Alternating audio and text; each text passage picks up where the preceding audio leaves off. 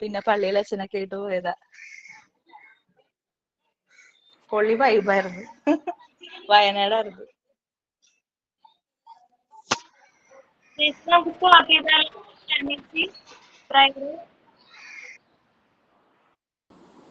Tyre ചൊല്ലട്ടാ.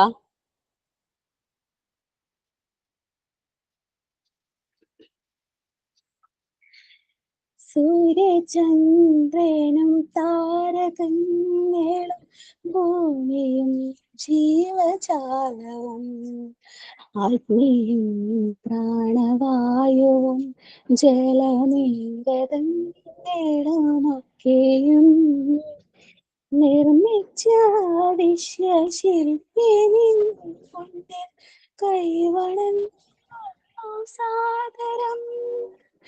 നിൻ കൃപാകരം ഞങ്ങൾ സദാ പൂക്കണം സർവനായക.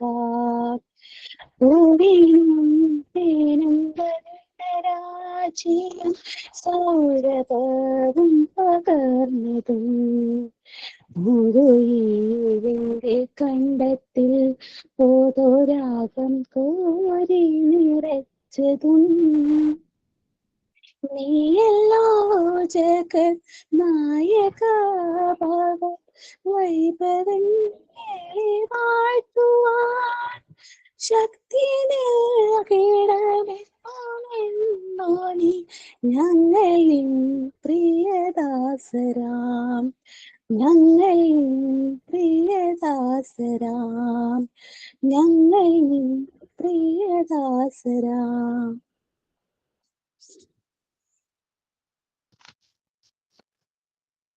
തോട്ട് ഓഫ് ദി ഡേ ആണ്. Good afternoon everyone. Thought of the day. ഒരു തവണ കണ്ടാൽ അത് സ്വപ്നം, 2 തവണ കണ്ടാൽ അത് ആഗ്രഹം, പല തവണ കണ്ടാൽ അത് ലക്ഷ്യം. By doctor APJ Abdul Kalam. Thank you. Have a nice day. അടുത്തത് സൈൻ ഇൻ ആണ്. Good afternoon, all my dear friends and teachers. Today I'm going to tell you a very interesting story. The title of the story is Elephant and His Friends. Once upon a time, there lived a big elephant in the jungle. He was new to the jungle. He wanted to make friends. One day, while he was passing through the jungle, storm, he saw a monkey. He said to the monkey, "Hey monkey, will you be my friend?" The monkey said, "Oh elephant, I can't be your friend. Look at you, you are so big. I can't be your friend. You cannot swing on the trees like me." The monkey went away from there. The elephant kept walking, stone. Then he saw a deer. He said to the deer, "Hey deer, you are so beautiful. Will you be my friend?" The deer said, "No, elephant, I can't be your friend. Look at you, you are so big. You cannot jump and run faster like me." The deer ran away from there. The elephant kept walking, stone. Then he saw a rabbit. He asked to the rabbit, "Hey rabbit, will you be my friend?" Quickly the rabbit replied, "No elephant, sorry, I can't be your friend. You cannot play with me inside my burrow. You are so big." The rabbit went away from there. The elephant got sad and continued his search. And soon he reached near a pond. He saw a frog. The elephant said to the frog, "Hey elephant, will you be my friend?" The frog said, "Oh elephant, I can't be your friend. Look at you, you are so big. You cannot jump in the water like me." The frog went away from there. Now the elephant started to feel very sad because he was not having any friends. The next day, the elephant again went to search of friends. While he was searching through the jungle, For searching friends, he saw all other animals are running with fear. The elephant said to the deer, "Hey dear, why are you running so fast? What happened?"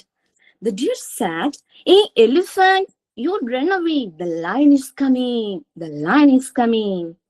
The elephant said, "Hey, wait. I'm so big. I will help you. I will protect you from lion." But the deer didn't listen. He just ran away. And soon the lion came.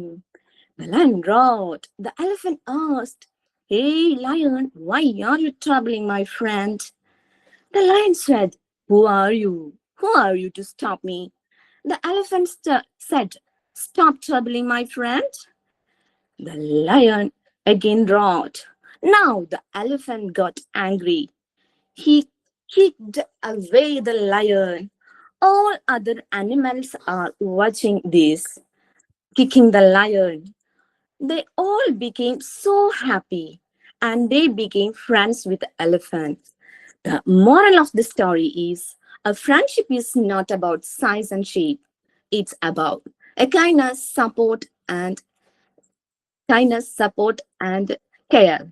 A friend in need is a friend indeed. Thank you. Signing by Shruti.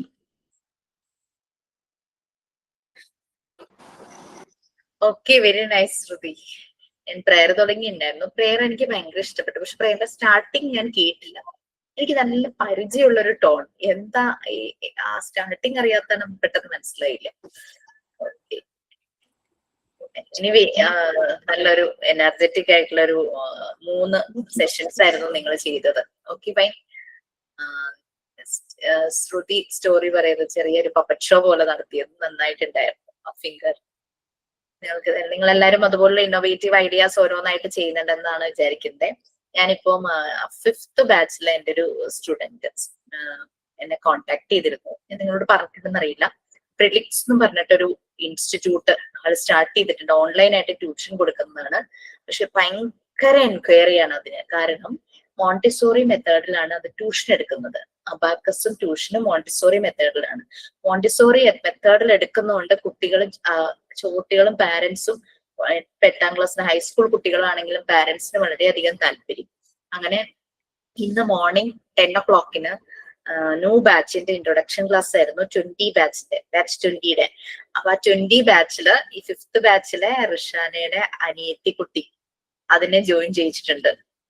കാരണം Montessori complete ആയ ഒരു കുട്ടിയാന്ന് പറയുമ്പോഴേക്കും പാരന്റ്സിന് എങ്ങാനും tuition എടുക്കുമ്പോ എന്താ qualification എന്ന് ചോദിച്ചാൽ +2 എന്ന് പറഞ്ഞു കഴിഞ്ഞാൽ അതൊരു പാരന്റ്സ് ചിലപ്പോൾ ആക്സെപ്റ്റ് ചെയ്തില്ലെങ്കിലോ. അപ്പൊ അതുകൊണ്ട് മാത്സ് നല്ലപോലെ എടുക്കുന്ന കുട്ടിയാണത്. പക്ഷെ MTTCയും കൂടി ഉണ്ടെങ്കിൽ ഒരു നല്ലതായിരിക്കും. ഒരു കിരീടം വെച്ചൊരു എഫക്ട് കിട്ടില്ലേ നമുക്ക്. ആ ഒരു രീതിയിൽ അങ്ങനെ ആക്കിയിരിക്കിട്ടുണ്ട്. അപ്പൊ അതിങ്ങനെ എനിക്ക് മെസ്സേജ് അത് അയക്കുമായിരുന്നു. പാലക്കാടാണ് ഒരു സ്റ്റാർട്ട് ചെയ്തിരിക്കുന്നത്. ഓക്കെ, വളരെ സന്തോഷം. Okay friends, so today activity ചെയ്യാൻ റെഡി ആയിട്ട് 2 പേര് വരണം. അതിലൊരാള് ഇതുപോലെ മോണ്ടിസോറി മെത്തേഡില് ട്യൂഷൻ ക്ലാസ് ഓൺലൈനായിട്ട് സ്റ്റാർട്ട് ചെയ്ത് സക്സസ്ഫുൾ ആയി നടത്തുകയാണ്. അപ്പൊ അതറിഞ്ഞ് അതിനെപ്പറ്റി ഇന്റർവ്യൂ ചെയ്യാനായിട്ട് ഒരാളും കൂടെ വരണം. ആരൊക്കെയാ റെഡി ആയിട്ടുള്ളത്? ഇപ്പൊ വീഡിയോ ഓഫ് ആവോ? ആരാ റെഡി? ഒരാളത് അത് ചെയ്ത് നല്ല സക്സസ്ഫുള്ളി പോവുകയാണ്. അപ്പൊ നമ്മൾ ആ സക്സസ് സ്റ്റോറി നമുക്കൊന്ന് കവർ ചെയ്യണം. അതിന് ഇന്റർവ്യൂ ചെയ്യാൻ ആരാ റെഡി ആയിട്ടുള്ളത്? ആരുല്ലേ? 2 പേര് മതി. ഞാൻ ചെയ്യാം മിസ്റ്റർ. ഒരാളായിട്ട് ഞാൻ ചെയ്യാം. ആരായിട്ട് ലുതിയ വരുന്നേ? എങ്ങനെയാണെങ്കിലും കുഴപ്പമില്ല. അടുത്ത ആളെങ്ങനെയാണെങ്കിലും ലുതിയ എങ്ങനെയാണ് ഏത് റോൾ എടുക്കാനും തയ്യാറാണ്. അപ്പൊ നെക്സ്റ്റ് വരുന്ന ആൾക്ക് അത് നല്ലൊരു ഓപ്പർച്യൂണിറ്റി ആണല്ലോ. ഓക്കെ. രമ്യയും ലുതിയും. രമ്യ ഏതാ എടുക്കാൻ പോകുന്നേ? ലുതിയ ഏതായാലും കുഴപ്പമില്ല എന്ന് പറഞ്ഞു. എനിക്ക് പ്രശ്നമില്ല, ഏതായാലും കുഴപ്പമില്ല. അപ്പൊ നമുക്ക് തീരുമാനിക്കാം ഇവരാരാവണമെന്ന്. പറയൂ, നിങ്ങൾ പറയൂ, ഇവരാരാവണം? മിസ്, ഞാൻ വേണമെങ്കിൽ ഇന്റർവ്യൂ എടുക്കാം, കുഴപ്പമില്ല. ഓക്കെ, ലുതിയ ഇന്റർവ്യൂ ചെയ്യാൻ തയ്യാറാ. രമ്യ ആണ് സക്സസ്ഫുൾ സ്റ്റോറി ആയിട്ട് ഞങ്ങളുടെ മുന്നിലിരിക്കുന്നത്. അയ്യോ, അതിനുവേണ്ടി എന്തൊക്കെ പറയണം എന്നുള്ളത് ഒരു ഐഡിയ ഇല്ലല്ലോ മാം. ഒന്നുമില്ല, രമ്യയുടെ ആ ഒരു പഠനകാലം പറയാം, സ്കൂള് തുടങ്ങിയുള്ളത് പറയാം. രമ്യക്ക് മനസ്സിൽ എന്തായിരുന്നു അംബീഷൻ, ടീച്ചർ ആവാനാണോ എന്താണോ, അതോ എവിടെയെങ്കിലും വെച്ചൊരു ടേണിംഗ് പോയിന്റ് വന്ന് അതിലേക്ക് പോയതാണോ, അതിനുവേണ്ടി വന്ന ഓപ്പർച്യൂണിറ്റീസ് പറയാം, ചലഞ്ചസ് പറയാം, രമ്യയുടെ സ്ട്രെങ്ത് എന്തായിരുന്നു എന്ന് പറയാം, രമ്യക്ക് എന്തെങ്കിലും വീക്ക്നെസ് ഉണ്ടായിരുന്നെങ്കിൽ അതിനെ എങ്ങനെ ഓവർകം ചെയ്തു എന്നുള്ളത് പറയാം. അങ്ങനെ എങ്ങനെ അതിൽ എത്തി, ദാറ്റ്സ് അപ് ടു യു. അതിൽ നിന്നും രമ്യക്ക് കിട്ടിയ ഫിനാൻഷ്യലി ഉള്ള സപ്പോർട്ടും, അല്ലെങ്കിൽ ഫിനാൻഷ്യലി രമ്യ എത്രത്തോളം വളർന്നു, പിന്നെ മോറൽ സപ്പോർട്ട് കിട്ടിയിട്ടുണ്ടാവുമല്ലോ ഇങ്ങനെ ഒരു സ്ഥാപനം തുടങ്ങാനായിട്ട്, പിന്നെ പാരന്റ്സിന്റെ ഫീഡ്ബാക്ക്, കുട്ടികളുടെ റെസ്പോൺസ്, എന്തും ചേർക്കാം. രമ്യയുടെ ഫാമിലി ലൈഫിലുണ്ടായ വ്യത്യാസം, പ്രൊഫഷണലി രമ്യ എങ്ങനെ സ്റ്റേബിൾ ആയി, ഫിനാൻഷ്യലി എങ്ങനെ സ്റ്റേബിൾ ആയി, അതൊക്കെ പറയും. Okay fine. അല്ല മിസ്, അതെ നമ്മള് ഇന്റർവ്യൂ സ്റ്റാർട്ട് ചെയ്യുമ്പോ ജസ്റ്റ് എല്ലാവരെയും ഒന്ന് ഇൻട്രൊഡ്യൂസ് ചെയ്ത് അങ്ങനെയാണോ? അതായത് ഞങ്ങള് കാണുവാണ് നിങ്ങളുടെ ഇന്റർവ്യൂ എന്ന് വിചാരിച്ചോ. പുതിയ ഒരു ചാനലിലാണ്, ചാനലില് ഇന്റർവ്യൂ ചെയ്യുന്ന ആളും വന്നിരിക്കുന്ന ആളും ഉണ്ടാവുമല്ലോ. അപ്പൊ നമ്മള് ഓഡിയൻസ്, ഞങ്ങൾ ഓരോരുത്തരും ഞങ്ങളുടെ വീട്ടിലായിരിക്കാം ഇരിക്കുന്നത്, ഓഡിയൻസിനെ ഇൻട്രൊഡ്യൂസ് ചെയ്യണമല്ലോ. ഈ വ്യക്തി ആരാണ്, ചിലപ്പോ ഞങ്ങൾ കേട്ടിട്ടുണ്ടാവും, ആളെ കണ്ടിട്ടുണ്ടാവില്ല, അങ്ങനത്തെ ഒരു രീതിയിൽ ഇൻട്രൊഡ്യൂസ് ചെയ്യണം. ഓക്കെ, നിങ്ങൾക്ക് വേണമെങ്കിൽ 5 minutes തരാൻ പ്രിപ്പയർ ചെയ്യാനായിട്ട്. ഞാൻ എപ്പോഴേക്കും ടെക്നിക്കൽ ടീമിനോട് നിങ്ങളെ രണ്ടുപേരും ഒന്ന് പിൻ ചെയ്യാൻ പറയട്ടെ കേട്ടോ.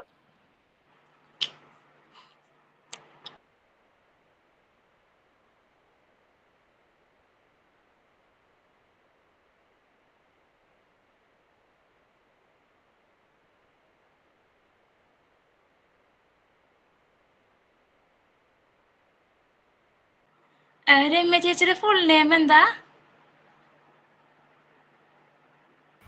രമ്യ കെ.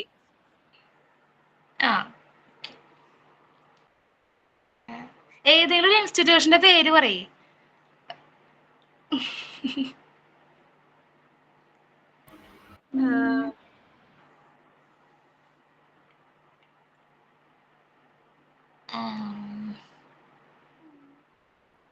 മദേഴ്സ് ഇൻസ്റ്റിറ്റ്യൂഷൻ കേട്ടോ. എന്താ? മദേഴ്സ് ട്യൂട്ടറിംഗ് സെന്റർ കേട്ടോ. ഇത്ര ടഫ് ഒക്കെ വേണം? എന്നാ ലുജിയുടെ ഇഷ്ടം പോലെ ചെയ്തു, അത് കുഴപ്പമില്ല. ലുജിക്ക് ഈസി ആവുന്ന പോലെ പറഞ്ഞോളൂ.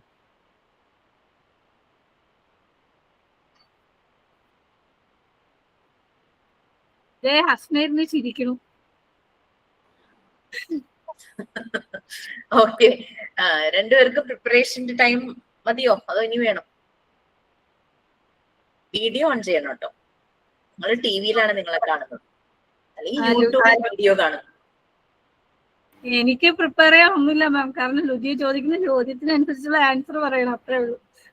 അതെ, ഞങ്ങളെയൊക്കെ ഇൻസ്പയർ ചെയ്യണം ആ ഒരു ആൻസർ. രമ്യ പോയ വഴിയിലൂടെ ഞങ്ങൾക്ക് പോകാൻ പറ്റും എന്ന് ഞങ്ങൾക്ക് ഫീൽ ചെയ്യണം. ഞങ്ങള് കുറെ വീട്ടമ്മമാര് വീടിന്റെ ഏതെങ്കിലും മൂലയിൽ ഇരുന്നായിരിക്കും ഈ വീഡിയോ കാണുന്നത്.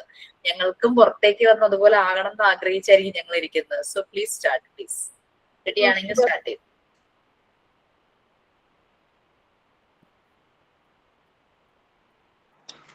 ഹലോ എവരിവൺ, നമ്മൾ ഇന്ന് ജനം ടിവിയിലേക്ക് എല്ലാവർക്കും സ്വാഗതം. നമ്മുടെ പ്രോഗ്രാമിൽ ഇന്ന് ചീഫ് ഗസ്റ്റ് ആയിട്ട് എത്തിയിരിക്കുന്നത് രമ്യ കെ എന്ന ഒരു വ്യക്തിയാണ്. ഏവർക്കും അറിഞ്ഞു കാണും രമ്യയെ കുറിച്ച്, ഞാൻ പ്രത്യേകിച്ച് പറയേണ്ടി വരില്ല എന്ന് തോന്നുന്നു. നമ്മുടെ മദേഴ്സ് ഇൻസ്റ്റിറ്റ്യൂഷനിലെ മെയിൻ ആയിട്ടുള്ള അതിന്റെ MD ആണ് നമ്മുടെ രമ്യ. രമ്യയാണ് നമ്മൾ ഇന്ന് ഇന്റർവ്യൂ ചെയ്യാൻ പോകുന്നത്. അപ്പൊ welcome Ramya to the show and welcome everyone to the show. Once again welcome. Okay, നമുക്ക് സ്റ്റാർട്ട് ചെയ്യാം അല്ലെ?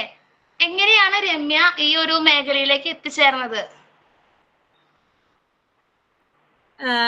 ഈ മേഖലയിൽ എത്തിച്ചേർന്നതിന് മുമ്പ് ചെറിയൊരു ട്രാവലിനെ കുറിച്ച് എനിക്ക് പറയാനുണ്ട്. അതായത് ആക്ച്വലി ഞാൻ എൻ്റെ ഡിഗ്രി ടൈം കഴിഞ്ഞിരിക്കുന്ന സമയത്ത് ചെറുതായിട്ട് വീട്ടിനടുത്തുള്ള കുട്ടികൾക്കൊക്കെ ട്യൂഷൻ കൊടുക്കാൻ തുടങ്ങി. അത് ഏതാണ്ട് ഒരു 4-5 വർഷത്തോളം ഞാൻ ചെയ്തിട്ടുണ്ടായിരുന്നു. ജസ്റ്റ് ലൈക്ക് അതൊരു എന്താണ് സപ്പോർട്ട് എന്ന നിലയിലാണ് ഞാൻ അവർക്ക് കൊടുത്തിരുന്നത്. സ്കൂളിൽ പോയി പഠിക്കുന്നുണ്ട്, ചിലർ പഠിക്കുന്നതിൽ കുറച്ച് ബാക്ക് ആവാം, അപ്പം അവർക്കൊരു അങ്ങനെ ഒരു എന്താണ് സപ്പോർട്ട് എന്ന നിലയിലാണ് ഞാൻ ആ ട്യൂഷൻ അങ്ങനെ എടുത്തു തുടങ്ങിയത്. പിന്നീട് ഒരു ഗ്യാപ്പ് വന്നു, വേറെ ജോലിയിലേക്ക് പ്രവേശിച്ചു. കുറച്ച് എന്താണ് ഫാമിലി കുറച്ച് ലോസ്റ്റ് ഒക്കെ ഉണ്ടായി. അതിനുശേഷം മാരേജ് കഴിഞ്ഞും വെറുതെ ഇരിക്കുകയായിരുന്നു. പിന്നീട് വീണ്ടും എന്തുകൊണ്ട് ചെയ്തുകൂടാ എന്ന ടീച്ചിങ് പ്രൊഫഷൻ എനിക്ക് പൊതുവെ ഇഷ്ടമാണ്. അപ്പൊ എന്തുകൊണ്ട് ഈ പ്രൊഫഷനിലേക്ക് വീണ്ടും തിരിച്ചു വന്നുകൂടാ എന്ന് ചിന്തിച്ചു. വീണ്ടും ഞാൻ ഇവിടെ തന്നെ ട്യൂഷൻ എടുക്കാൻ തുടങ്ങി. ഇപ്പം 3-4 വർഷങ്ങളോളം ആയി. അപ്പം വിത്ത് ഫാമിലിയുടെ സപ്പോർട്ടോട് കൂടിയാണ് ഇത് തുടങ്ങുന്നത്. ടീച്ചിങ്ങിൽ കുറച്ചും കൂടെ ഇംപ്രൂവൈസേഷൻ കൊണ്ടുവരണമെന്ന് എനിക്ക് തോന്നിയത് കാരണം ഞാൻ MTTC കോഴ്സ് ചെയ്യാൻ തീരുമാനിച്ചു. അതിനെ തുടർന്നാണ് ഈ യാത്ര തുടങ്ങിയത്. ഓക്കെ, ഫാമിലി എങ്ങനെയാണ് രമ്യനെ സപ്പോർട്ട് ചെയ്യുന്നത്? ഏതൊക്കെ രീതികളിലാണ് രമ്യനെ സപ്പോർട്ട് ചെയ്യുന്നത് ഫാമിലി? തികച്ചും എന്താണ് സപ്പോർട്ടീവ് എന്ന് പറയുമ്പോഴത്തേക്കും അവര് എന്റെ ഈ ഒരു കാര്യത്തിലും ഇടപെടാൻ വരാറുണ്ട്. കാരണം ഫ്രീ ആണ്, എന്റെ ഇഷ്ടത്തിനനുസരിച്ചാണ് അവർ ഈ എന്താണ് പ്രൊഫഷനിലേക്ക് എത്തിപ്പെടാനായിട്ട് സഹായിച്ചത്.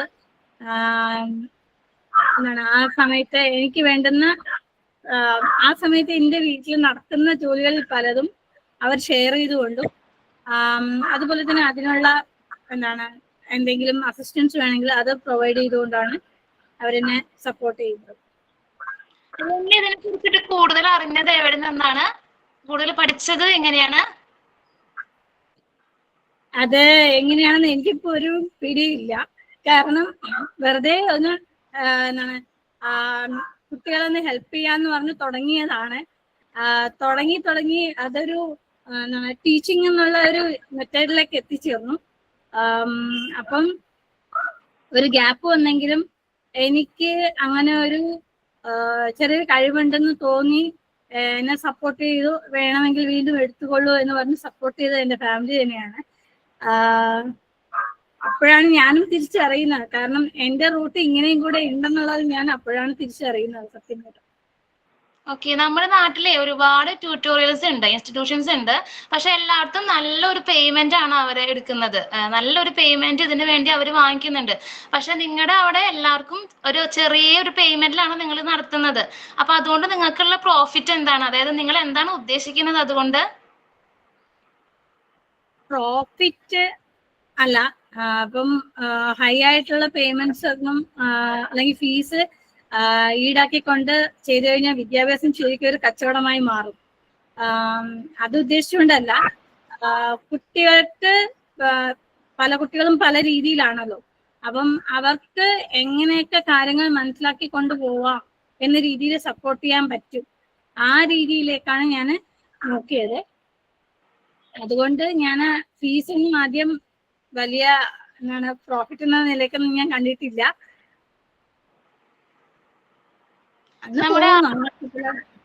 നമ്മുടെ ആളുകൾക്ക് ഇതിന്റെ പ്രത്യേകത എന്താണെന്ന് അറിയില്ല. ഈ മെത്തേഡ് കൊണ്ട് എന്താണ് ഉദ്ദേശിക്കുന്നത്, എങ്ങനെയാണ് ഇതിന്റെ പ്രത്യേകത വരുന്നത്, കുട്ടികളിൽ അത് എങ്ങനെയാണ് നമ്മളത് ഏതൊരു രീതിയിലാണ് കുട്ടികളിൽ അത് നമ്മൾ എക്സ്പെരിമെന്റ് ചെയ്യുന്നത്, അതിന്റെ മെത്തേഡ് എങ്ങനെയാണ് ഉണ്ടോ എന്ന് പറയോ രമ്യ? പറയോ എല്ലാവരുടെ അടുത്തും? മെയിനായിട്ട് മോണ്ടിസോറി ടീച്ചിങ് മെത്തേഡിലൂടെയാണ് പറഞ്ഞു കൊടുക്കുന്നത്.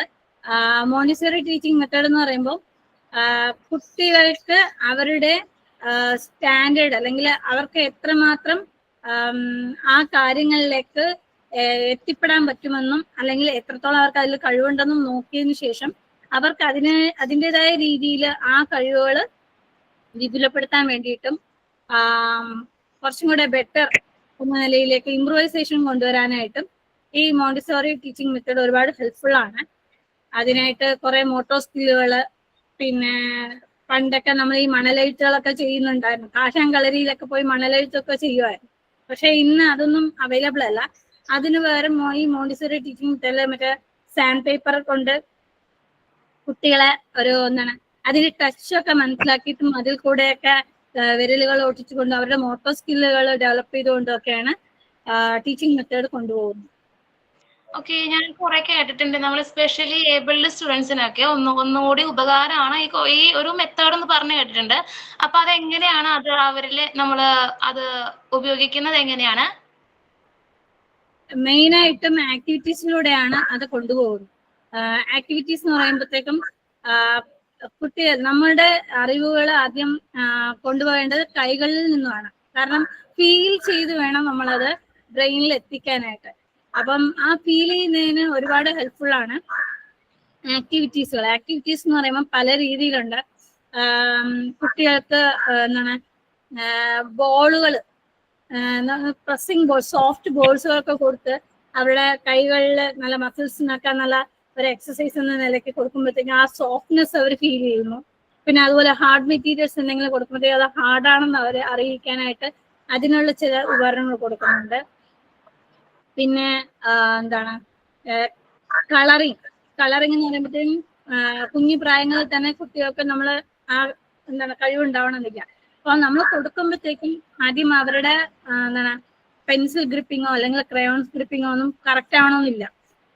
അതിനു വേണ്ടിയിട്ട് ഇപ്പൊ യൂസ് ചെയ്യുന്നൊക്കെ നമ്മളൊക്കെ ഇതിനെക്കുറിച്ച് അവെയർ ആയിരുന്നില്ല. ഒരു സ്കെച്ച് പെൻ എടുക്കുന്നു, പെട്ടെന്ന് സ്ക്രബ് ചെയ്യുന്നു, എല്ലാം ചെയ്യുന്നുണ്ട്. പക്ഷെ ഇപ്പോഴാണ് അതിനെക്കുറിച്ച് കൂടുതലായിട്ടും റിസർച്ചുകൾക്ക് വന്നതിന് ശേഷം കുട്ടികൾക്ക് ആദ്യം ജംബോ സൈസ്ഡ് ആയിട്ടുള്ള ക്രയോൺസ് കൊടുക്കുക. അത് യൂസ് ചെയ്ത് അവരെ ഒന്ന് ഫെമിലിയർ ആയിട്ട് വരുമ്പോഴത്തേക്കും ആ ക്രയോൺസിന്റെ സൈസ് കുറച്ചുകൊണ്ട് അവർക്ക് അതിന്റെ ഗ്രിപ്പ് കിട്ടുന്ന രീതിയിലാക്കി ആദ്യമൊക്കെ വരയ്ക്കുമ്പോഴത്തേക്കും ഒരു സർക്കിളാണ് കൊടുക്കുന്നതെങ്കിൽ സർക്കിളിന് പുറത്തൊക്കെ ആയിരിക്കും അവർ വരയ്ക്കുന്നത്. പിന്നീട് അവർക്ക് ആ ഒരു കൺട്രോൾ വരുന്നുണ്ട്. പെൻസിലായാലും ക്രയോൺസ് ആണെങ്കിലും എന്ത് പിടിക്കുമ്പോഴും അവർക്കൊരു കൺട്രോൾ വരുന്നുണ്ട്. അതൊക്കെ കൊണ്ടുവരാൻ വേണ്ടിയിട്ടും അതിനുള്ള ഉപകരണങ്ങളൊക്കെ ഉപയോഗിച്ചിട്ടാണ് പഠിപ്പിക്കുന്നത്. നമ്മൾ ഇന്നത്തെ സമൂഹത്തിലെ സൂയിസൈഡ് ഒക്കെ കൂടുതലുള്ള സമയമാണ്. അതായത് കുട്ടികളിൽ തന്നെ ഒരുപാട് സൂയിസൈഡ് കാണുന്നുണ്ട്. എനിക്ക് തോന്നുന്നു ഒരുപക്ഷെ നമ്മൾ പേരൻസ് തന്നെ അതിൻ്റെ ഒരു കാരണമാണ്. അതായത് ഒരു എക്സാം കഴിഞ്ഞ് കഴിഞ്ഞാൽ ഒരു എക്സാം എന്ന് പറഞ്ഞാൽ പേടിപ്പിക്കുക, അവർക്ക് ഹൈപ്പർ ടെൻഷൻ നൽകുക, അങ്ങനെയൊക്കെ ഒരുപാട് കാര്യം നമ്മുടെ സമൂഹത്തിൽ നടക്കുന്നുണ്ട്. അപ്പോൾ അങ്ങനെ ഒരുപാട് കുട്ടികൾ സൂയിസൈഡ് ചെയ്യുന്ന ഒരു ടെൻഡൻസി ഇന്നത്തെ സമൂഹത്തിലുണ്ട്. അപ്പൊ അതിനെ കുറിച്ചിട്ട് രമ്യക്ക് എന്താണ് പറയാനുള്ളത്? പണ്ടത്തെ കാലത്ത് മൊബൈൽ ഇല്ലാതെ ജീവിച്ച കാലവും നമുക്കുണ്ടായിരുന്നു. നമ്മുടെ കുട്ടിക്കാലം മൊബൈൽ ഇല്ലാതെ ജീവിച്ചാൽ നമ്മൾ പ്രകൃതിയുമായിട്ട് ഇണങ്ങിച്ചേർന്നാണ് ജീവിച്ചിരുന്നത്. അപ്പം പ്രകൃതിയുമായിട്ട് ഇണങ്ങിച്ചേർന്ന് പറയുമ്പോഴത്തേക്കും ചിലപ്പോൾ സ്കൂള് വിട്ടു വന്നതിന് ശേഷം കുട്ടികളൊക്കെ അടുത്തുള്ള കുളത്തിൽ പോകുമ്പോൾ ചെറിയ കുളത്തിൽ പോയി നീന്തി കളിക്കുക, അങ്ങനത്തെ പരിപാടി ഉണ്ടായിരുന്നു. മണ്ണിൽ കളിക്കുക അല്ലെങ്കിൽ ഓടിക്കളിക്കുക. ഇന്ന് കുട്ടികൾക്ക് എന്ന് പറയുമ്പോഴത്തേക്കും ഒന്നാമത്തെ കാര്യം പാരന്റ്സിന് കുട്ടികളെ പുറത്തുവിടാൻ പേടിയാണ്. കാരണം സൊസൈറ്റിയിൽ നടക്കുന്നതും കുട്ടികളെ കടത്തിക്കൊണ്ടുപോകുന്നു, അതുപോലെയുള്ള ഇഷ്യൂസ് ഉണ്ടാവുന്നുണ്ട്. അപ്പം പാരന്റ്സിന് പേടിയാന്ന് പറഞ്ഞാൽ അവരെ വീട്ടിൽ തന്നെ എത്തി കുറച്ചു നേരം TV കണ്ടോളൂ അല്ലെങ്കിൽ മൊബൈൽ കണ്ടോളൂ എന്ന് അവർ പറയുകയും അപ്പൊ കുട്ടികൾ കണ്ട് കഴിയുമ്പോൾ അതിനൊരു ലിമിറ്റ് ഇല്ലാണ്ട് അതിന് അഡിക്റ്റ് ആയി പോകുന്നുണ്ട്. അപ്പം അതിനെ ഒഴിവാക്കാനായിട്ട് ഇതുപോലെയുള്ള കൈകൾ കൊണ്ട് അവർക്ക് ചെയ്യാൻ പറ്റുന്ന രീതിയിലുള്ള ആക്ടിവിറ്റീസുകളൊക്കെ കൊടുക്കുമ്പോഴത്തേക്കും അവരുടെ ശരിക്കും പറഞ്ഞാൽ സെൻസറി നെർവ്സ് കുറച്ചുകൂടെ ആക്റ്റീവ് ആവും. മറ്റെന്ന് പറയുമ്പോൾ അത് അലസതപ്പെടുത്തുന്നതാണ്. മൊബൈലും സ്ക്രീനിങ് ടൈം എല്ലാം തന്നെ അവരുടെ ബ്രെയിനെ അലസതപ്പെടുത്തുന്നതാണ്. സോ ഇതൊക്കെ ആകുമ്പോഴത്തേക്ക് ഇവരുടെ സെൻസറി നെർവ്സിനെ കുറച്ച് ആക്ടിവേറ്റ് ആക്കുകയും അതുവഴി അവരെ എപ്പോഴും അവരുടെ എനർജറ്റിക് ലെവൽ എപ്പോഴും നല്ല ആക്റ്റീവായി നിൽക്കാനൊക്കെ ഹെൽപ്പ് ചെയ്യുന്നുണ്ട്. അതിന് ഈ മോണ്ടിസോറി ടീച്ചിങ് മെത്തേഡ് ഒരുപാട് ഹെൽപ്ഫുൾ ആണ്. ഓക്കെ, നമ്മുടെ സമൂഹത്തിലെ ഒരുപാട് അമ്മമാർക്ക് ഈ മെത്തേഡിനെ കുറിച്ച് അറിയാത്തവരുണ്ട്. അവരൊക്കെ വിചാരിക്കുന്നത് ഇത് അത്രയും ഇമ്പോർട്ടന്റ് അല്ല, ലൈഫില് അത്രയും ഒരു ഇമ്പോർട്ടൻസ് കൊടുക്കുന്നില്ല അവര്. അപ്പോൾ അവരോടൊക്കെ നമുക്ക് പറയാനുള്ള ഒരു കാര്യമുണ്ട്, നമ്മുടെ സമൂഹത്തോട് നമുക്ക് പറയാനുള്ള ഒരു കാര്യം ഉണ്ടായിരിക്കും. അതായത് എങ്ങനെ ആയിരിക്കണം സമൂഹം, എങ്ങനെയാണ് വേണ്ടത്, ഒരുപാട് കാര്യങ്ങളുണ്ടല്ലോ. അപ്പൊ അതിനെ കുറിച്ചൊരു രമ്യയുടെ അഭിപ്രായം എന്താ? അത് എന്താണെന്ന് അവരെ അറിയാൻ ശ്രമിക്കാത്തത് കൊണ്ടാണ് ഇപ്പോഴും അവർ അതിനെക്കുറിച്ചൊരു ടെൻഷൻ അടിക്കുന്നത്. ശരിക്കും പറഞ്ഞാൽ കുട്ടികൾക്ക് അങ്ങനെയുള്ള ടീച്ചിങ് മെത്തേഡ് കൊടുക്കുന്നതിന് മുമ്പേ ഒരു 2-3 ദിവസം പാരന്റ്സിനെ ആദ്യം ഇരുത്തി അവർക്കൊന്ന് ആക്ടിവിറ്റീസ് കൊടുത്തു നോക്കണം. അപ്പൊ അവർക്ക് എന്താണെന്ന് ശരിക്കും അത് ഫീൽ ചെയ്യും. ശരിയാണല്ലോ, ഇങ്ങനെയൊക്കെ ചെയ്യുമ്പോഴത്തേക്ക് കുട്ടിക്ക് ഇങ്ങനത്തെ മാറ്റങ്ങൾ ഉണ്ടാവുന്നുണ്ട് അവരറിയുമ്പോഴത്തേക്കും ഓട്ടോമാറ്റിക്കായിട്ട് കുട്ടികളിലും അത് ശരിയാണ്, ഈ മെത്തേഡ് കൊണ്ട് ഒരുപാട് ഗുണങ്ങളുണ്ട് എന്ന് അവർക്ക് മനസ്സിലാവുകയും ചെയ്തു. ഞാനൊരു കാര്യം ആഡ് ആക്കുന്നുണ്ട്. ഞാൻ ഇടയ്ക്ക് കണ്ട ഒരു വീഡിയോസ് ആണ്. ഇവിടെയൊന്നുമല്ല, ഫോറിൻ കൺട്രികളിൽ പൊതുവെ അവർക്കൊരു 4ാം ക്ലാസ് ആവുന്നവരെയും വലുതായിട്ടൊന്നും അവർക്ക് പരീക്ഷകളും ഇല്ല, എന്താണ് പാഠങ്ങളും ഇല്ല. എല്ലാം അവർക്ക് ജനറലി ഇങ്ങനെ ഓരോ ആക്ടിവിറ്റീസ് വഴിയും എന്താണ് കുട്ടികളുടെ ബിഹേവിയർ, സൊസൈറ്റിയിൽ എങ്ങനെയാണ് മിങ്കിൾ ചെയ്യേണ്ടത്, അല്ലെങ്കിൽ ക്ലാസ് റൂമിൽ എങ്ങനെയാണ് ബിഹേവ് ചെയ്യേണ്ടത്, വീട്ടിൽ എങ്ങനെയാണ് ബിഹേവ് ചെയ്യേണ്ടത്, പിന്നെ ഓരോ ആക്ടിവിറ്റീസ് അവർക്ക് ഇപ്പൊ തന്നെ കൊടുക്കുന്നുണ്ട്. ചൈനയിലൊക്കെ ആണെങ്കിൽ കൊച്ചു കുട്ടികളാണ്, കിൻഡർ ഗാർഡനിലുള്ള കുട്ടികളാണ്, അവർക്ക് കൊടുക്കുന്ന ആക്ടിവിറ്റീസ് അവര് ക്ലാസ്സിൽ പോകുന്നതിന് മുമ്പേ തന്നെ തലേ ദിവസം ക്ലാസ് റൂം മൊത്തത്തിൽ എന്ത് ചെയ്യുന്ന പറഞ്ഞാൽ എന്താ മെസ്സി ആക്കി വെക്കും. ടേബിൾസ് മറിച്ചിടുക, ടവൽസ് ഒക്കെ അവിടെ ഇടുക, ക്രയോൺസ് ഒക്കെ അവിടെ ഇടുക. ഇതെന്തിനാണ് ചെയ്യുന്നതെന്ന് പറഞ്ഞാൽ അടുത്ത ദിവസം കുട്ടികൾ വരുന്നു, അവര് ആ സാധനങ്ങൾ കണ്ട് അവെയറായിട്ട് ഓരോ സാധനങ്ങൾ എവിടെയാണോ അതിന്റെ പൊസിഷനിൽ കൊണ്ടുവയ്ക്കാൻ പഠിക്കും. ഇതിലൂടെ ആക്ച്വലി കുട്ടികൾ ഡിസിപ്ലിൻ പഠിക്കുന്നുണ്ട്. അത് മാത്രമല്ല അവർക്ക് ഒരു മെമ്മറി ഉണ്ടാവും. കാരണം ഈ സാധനം എവിടെയാണ് ഇരുന്നത് അത് അവിടെ തന്നെ കൊണ്ടുവെക്കണമെന്നും അതിന്റെ പൊസിഷനിലൊക്കെ കറക്റ്റ് ആയിട്ട് വെക്കുമ്പോൾ കുട്ടികൾക്ക് അങ്ങനത്തെ ഒരു സ്കില്ല് വളരുന്നുണ്ട്. പിന്നെ അവിടെ തന്നെ എന്താണ് നല്ല രസമാണ്. അവരുടെ ഈ LKG തന്നെ ബ്യൂട്ടീഷ്യൻ പഠിപ്പിക്കുന്നുണ്ട്. എന്താണ് ഒരു മേക്കപ്പ് സെറ്റ് വെച്ചിട്ട് ഒരു സലൂൺ നടത്തുക, അല്ലെങ്കിൽ വെജിറ്റബിൾ ഷോപ്പ് നടത്തുക, അത് എന്താണ് കുക്കിംഗ്, പിന്നെ എന്താണ് ഈ ക്രോഷ്യ പോലത്തെ ഉള്ള ചില വർക്കുകളൊക്കെ ഉണ്ട്. അതൊക്കെ കുട്ടികൾ ഇപ്പൊ തന്നെ ശീലിപ്പിക്കുന്നുണ്ട്. അതിലൂടെ അവർക്ക് ഭയങ്കരമായിട്ട് അവരുടെ സെൻസ് ഒക്കെ നല്ല ഡെവലപ്ഡും ഭയങ്കര ആക്റ്റീവും സ്പീഡുമായിരിക്കും. അപ്പൊ ആ ലെവലൊന്നും ഇവിടെ നമ്മളെ ഇന്ത്യയിലും കേരളത്തിലും എല്ലായിടത്തും എത്തിയിട്ടില്ലെങ്കിലും ഈ അറ്റ്ലീസ്റ്റ് ഈ മെത്തേഡെങ്കിലും ഉപയോഗിച്ച് നമുക്ക് കുട്ടികളെ കുറച്ചെങ്കിലും ഒന്ന് മുന്നോട്ട് കൊണ്ടുവരാൻ വേണ്ടിയിട്ടാണ് ഈ മെത്തേഡ് യൂസ് ചെയ്യുന്നത്. നിങ്ങളുടെ ഇൻസ്റ്റിറ്റ്യൂഷനിൽ എന്തൊക്കെ മാറ്റങ്ങളാണ് നിങ്ങൾ ഇനി വരുത്താൻ ആഗ്രഹിക്കുന്നത്? എന്തെങ്കിലും ഇമ്പ്രൂവ്മെന്റ്സ് മാറ്റാൻ ആഗ്രഹിക്കുന്നുണ്ടോ? അതായത് നിങ്ങളുടെ ഇൻസ്റ്റിറ്റ്യൂഷനിലെ എന്തെങ്കിലും ഡെവലപ്മെന്റ്സ് നിങ്ങൾ ഉദ്ദേശിക്കുന്നുണ്ടോ? മാറ്റങ്ങൾ വരുത്തണം, ഒന്നുകൂടി മെച്ചപ്പെടുത്തണം എന്ന് നിങ്ങൾ ആഗ്രഹിക്കുന്നുണ്ടോ? നമ്മളൊരു നല്ല കാര്യം പഠിക്കുന്നതിനെ ആരെ ആശ്രയിച്ചാലും കുഴപ്പമില്ലല്ലോ. അപ്പം ഇതുപോലെയുള്ള മെത്തേഡ്സുകളൊക്കെ ചെറിയ രീതിയിലെങ്കിലും കൊണ്ടുവന്ന് നമുക്കും കുറച്ച് ഇമ്പ്രൂവ്മെന്റ് എന്താണ് കുട്ടികളിലെ ഇതുപോലെയുള്ള കഴിവുകൾ വികസിപ്പിക്കാൻ പറ്റിയെങ്കിൽ നന്നായിരിക്കുമെന്ന് വിചാരിക്കുന്നു. ഓക്കെ ലുദിയ, പ്ലീസ് കൺക്ലൂഡ് ചെയ്യുന്ന രീതിയിൽ ഒരു ക്വസ്റ്റ്യൻ ചോദിച്ചു വേഗം ഒന്ന് കൺക്ലൂഡ് ചെയ്യണേ. നമ്മുടെ കൂടെ ഇത്രയും നേരം ഇരുന്നത് രമ്യയാണ്, അതായത് നമ്മുടെ മദേഴ്സ് ഇൻസ്റ്റിറ്റ്യൂഷനിലെ രമ്യയാണ് നമ്മുടെ കൂടെ ഇത്രയും നേരം ഇരുന്നത്. രമ്യക്ക് ഒരുപാട് നന്ദി പറയുന്നു. അതുപോലെ ഈ പ്രോഗ്രാമിൽ പാർട്ടിസിപ്പേറ്റ് ചെയ്ത എല്ലാവർക്കും, ഇൻക്ലൂഡ് ചെയ്ത എല്ലാവർക്കും നന്ദി പറയുന്നു. Thank you everyone. Sign in by Ludiya. Thank you ma'am.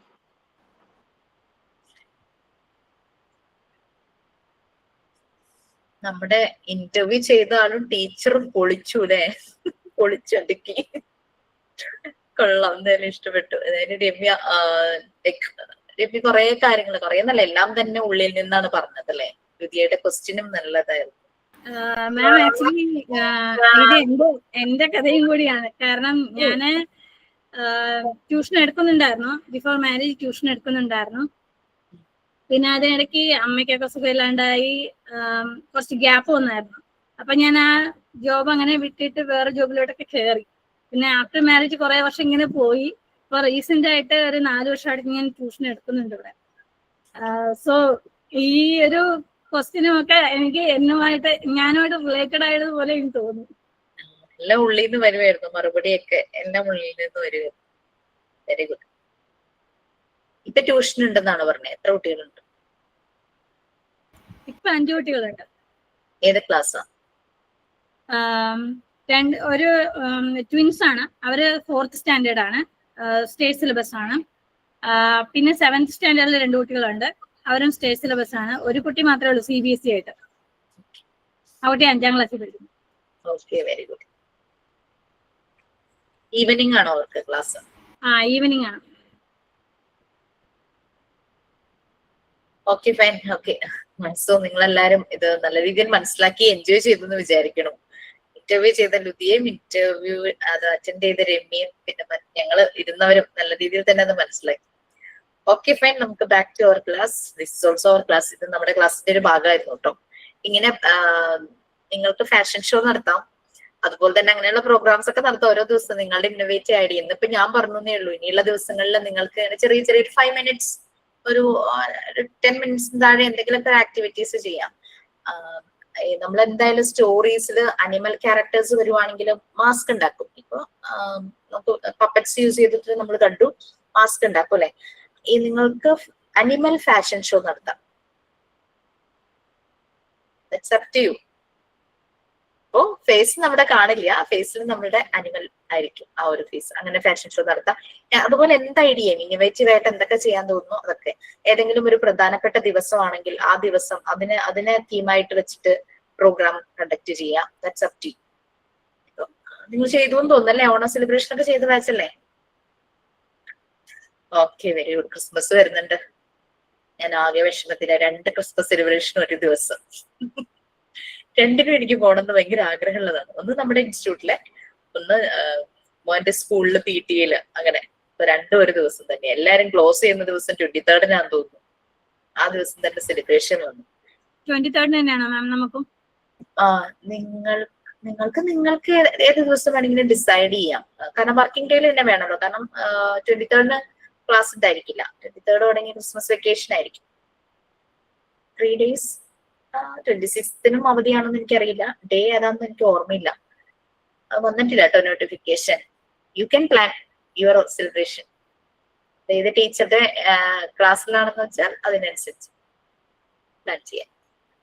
Okay, so very nice. നമ്മൾ എവിടെയായിരുന്നു? ഞാൻ നിങ്ങളെ അൺപിക്ക് ചെയ്യാൻ പറയട്ടെ.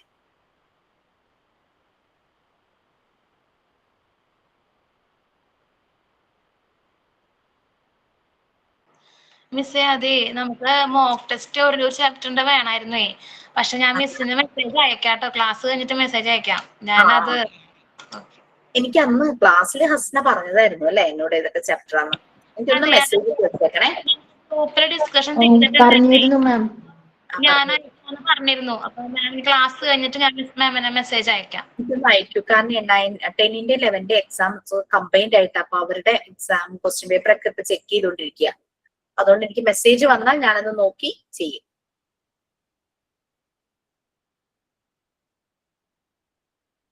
ഓക്കെ, നമ്മൾ എവിടെ വരെയായി class? Mental health and hygiene ആണ് ഇനി എടുക്കേണ്ടത്. മെന്റൽ ഹെൽത്ത് ആൻഡ് ഹൈജീൻ ആണ് എടുക്കേണ്ടത്. അത് തുടങ്ങിയിട്ടില്ല. തുടങ്ങിയായിരുന്നു മിസ്. ഡെഫിനിഷൻ പറഞ്ഞിരുന്നു.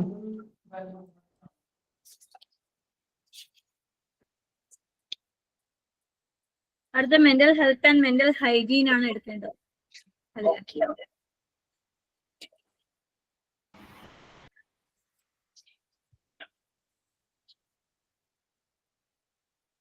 നമ്മൾ സ്റ്റാർട്ട് ചെയ്തിരുന്നു അല്ലേ?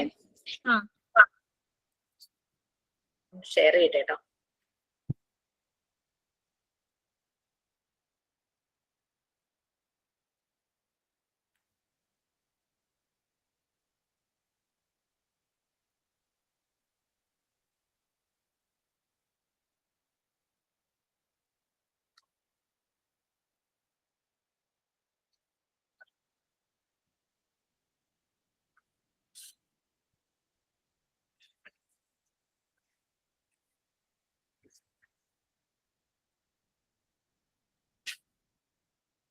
സ്റ്റാർട്ട് ചെയ്തിട്ട് കുറെ എടുത്തോ? കുറെ ഒന്നും ആയില്ലല്ലോ. ജസ്റ്റ് ആ ഒരു പാരഗ്രാഫ് പറഞ്ഞതേ ഉള്ളോ? ഇത് കഴിഞ്ഞു മാം. അടുത്തത് മെന്റൽ ഇത് ഹെൽത്ത് കഴിഞ്ഞ പേജ് നമ്പർ 24 ആണ്. Mental health and mental hygiene next page ആണോ? പേജ്.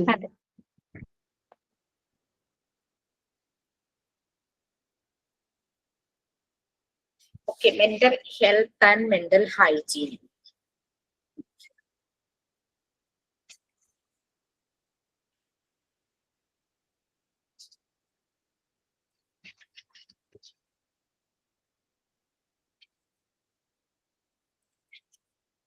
ഫസ്റ്റ് എയ്ഡ് ഒക്കെ നിങ്ങൾക്ക് കഴിഞ്ഞാലേ? കഴിഞ്ഞു മാം. ഫസ്റ്റ് എയ്ഡ് എടുത്തിട്ടില്ല. ഫസ്റ്റ് എയ്ഡ് എടുത്തോ? എടുത്തു. ഇല്ല മാം. ഇല്ല. എടുത്തോന്നോ എടുത്തില്ലെന്നോ? ക്ലിയർ ആയില്ല. എടുത്തു. മെന്റൽ ഫസ്റ്റ് എയ്ഡ് എടുത്തിട്ടില്ല. അത് മെന്റൽ ഹെൽത്ത് ആൻഡ് ഹൈജീൻ കഴിയുമ്പോ ആ ചാപ്റ്റർ എടുക്കും. അതിന്റെ PDF ഞാൻ ഷെയർ ചെയ്തിട്ടുണ്ടോ? ഇല്ല മാം. ഒരു PDF ഉണ്ട്, സൈക്കോളജിക്കൽ ഫസ്റ്റ് എയ്ഡ് എന്ന് പറഞ്ഞിട്ടുള്ളത്. ഇത് ഡിഗ്രി കോഴ്സിന്റെ അവരുടെ ഒരു ചാപ്റ്ററിന്റെ ഭാഗമാണ്. നല്ലൊരു ക്വാളിറ്റി ഉള്ള ഒരു ടോപ്പിക് ആണ് കേട്ടോ അത് ഞാൻ ഷെയർ ചെയ്തേക്കാം. ഓക്കെ,